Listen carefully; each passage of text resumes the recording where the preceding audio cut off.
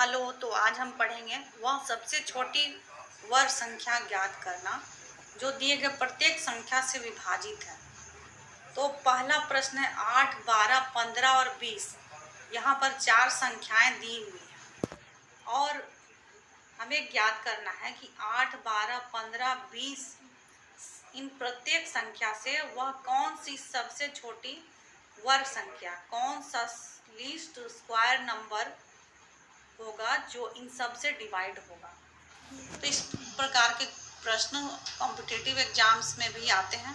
तो क्वेश्चन बहुत ही इम्पोर्टेंट है जिसे ध्यान से देखने की ज़रूरत है। तो इसके पहले हमें एलसीएम का कॉन्सेप्ट समझना होगा।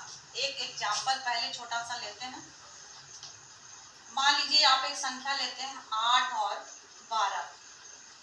8 और 12 का हम अभाज्य गुणनखंड निकालते हैं। 2 दूनी 4, 2 चौक 8 और 2 दूनी 4। 8 का अभाज्य गुणनखंड निकल गया 2 गुना 2 गुना। तो उसी तरह से 12 का हम निकाले थे 2 छक 12, 2 तिया 6। 12 का क्या निकल गया 2 गुना 2 गुना 3। तो यहाँ 2 कॉमन है और ये 2 भी कॉमन है। ठीक है। तो जब हम एलसीएम निकालते हैं तो एलसीएम में हम क्या करते हैं, जो दोनों में कॉमन नंबर्स हैं 2 और 2, ये दोनों कॉमन नंबर्स है, इनको मल्टीप्लाई करते हैं। अब जो बच गया 2 बच रहा और 3 बच रहा, इन दोनों को भी इसमें मल्टीप्लाई करके हम एलसीएम निकाल देते हैं। तो एलसीएम क्या हो गया 2 दूनी 4 दूनी 8 दिया 24। एलसीएम निकल गया 24। तो लीस्ट कॉमन मल्टीपल 8 का लीस्ट कॉमन मल्टीपल क्या है 24 है और 12। तो 24 को हम 8 से डिवाइड करके देखते हैं।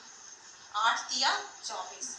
ये जो हमने एलसीएम निकाला वो 8 से कंप्लीटली डिवाइड हो गया और 12 से ये डिवाइड होता है कि नहीं होता है। 12 दूनी 24। तो हमने जब इसका एलसीएम निकाला तो हम देखते हैं कि एलसीएम जो निकलता है वो इन दोनों नंबर से, जिसका भी हमने एलसीएम निकाला था, किसका निकाला था 8 और 12 का। 8 और 12 से दोनों नंबर से एलसीएम डिवाइड हो गया। तो इसी के आधार पर हम आज का ये प्रश्न हल करते हैं। सबसे पहले क्या करेंगे 8, 12, 15 और 20। 8, 12, 15 और 20 इन सब का एलसीएम निकालेंगे। 2 चौक 8, 2 छक 12, 15 और 2 दहिया 20। फिर 2 दूना 4, 2 तिया 6, 15, 2 पचे 10। फिर अब हम 5 से भाग देते हैं। 2, 3, 5 तिया 15, 5 एकम 5। ये अब 3 से भाग देते हैं। 2, 3 एकम 3, 3 एकम 3 1। तो एलसीएम क्या निकल गया इन चारों नंबर्स का। 2 दूनी 4, 4 पचे 20, 20 दिया 60 और 60 गुना 120। 2 गुना 2 गुना 5 गुना 3 गुना 2 क्या निकल गया 120। तो 120 एक ऐसा नंबर है जो 8 से 12 से 15 से और 20 से इन सब से कंप्लीटली डिवाइड होता है। लेकिन हमें कंप्लीटली डिवाइड होने के साथ एक चीज और देखना कि वह संख्या कैसा होना चाहिए, वर्ग संख्या होना चाहिए। तो वर्ग संख्या का क्या गुण होता है, वर्ग संख्या का यही गुण होता है कि जब हम उसका अभाज्य गुणनखंड निकालते हैं तो जो भी नंबर्स हमें अभाज्य गुणनखंड में मिलते हैं वे सभी पेयर्स में होते हैं। तो यहाँ पर यदि जिनका पेयर नहीं है उसका पेयर हम बना देते हैं तो वो एक पूर्ण संख्या हो जाएगा। तो 120 को हमें किस संख्या से मल्टीप्लाई करना होगा कि वह एक पूर्ण संख्या बन जाए। तो 2 तो यहाँ पर पेयर में है, 5 का पेयर नहीं, 3 का पेयर नहीं और 2 का पेयर नहीं, यानी कि 5, 3 और 2 सब से गुना कर देना होगा 120 को, क्योंकि पेयर निकालेंगे तो 5, 3 और 2 ये पेयर बन गया, पेयर बन गया, पेयर बन गया। 5 तिया 15, 15 दूना 30।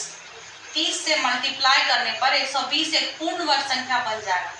तो 12 तिया 36, 100। 3600 वह एक पूर्ण वर्ग संख्या होगी जो कि दिए गए प्रत्येक संख्या से विभाजित होगी। अब अगला प्रश्न क्या है? अगला प्रश्न है 4, 9 और 10। 4, 9 और 10 से वैसी कौन सी सबसे छोटी पूर्ण वर्ग संख्या होगी जो विभाजित होगी? तो क्या करना है? सबसे पहले एलसीएम निकाल लेना 4, 9 और 10 का। एलसीएम निकालेंगे 2 दूनी 4, 9, 2 पचे 10। अब ये तीनों ऐसा कोई भी नंबर नहीं है जिससे कोई भी 2 अंक भाग लग सके, तो हम यही मल्टीप्लाई कर देते हैं इसको।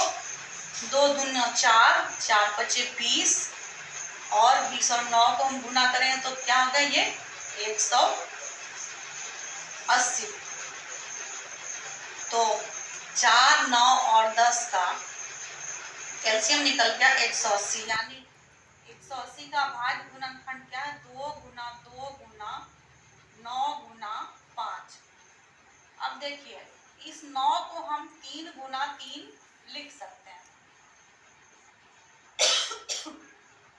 तो यहाँ 2 पेयर में है, 3 पेयर में, केवल 5 पेयर में नहीं है। तो अगर हम 5 का पेयर भी 5 बना देते हैं तो ये कितना हो जाएगा? 18 पचे 90, 900।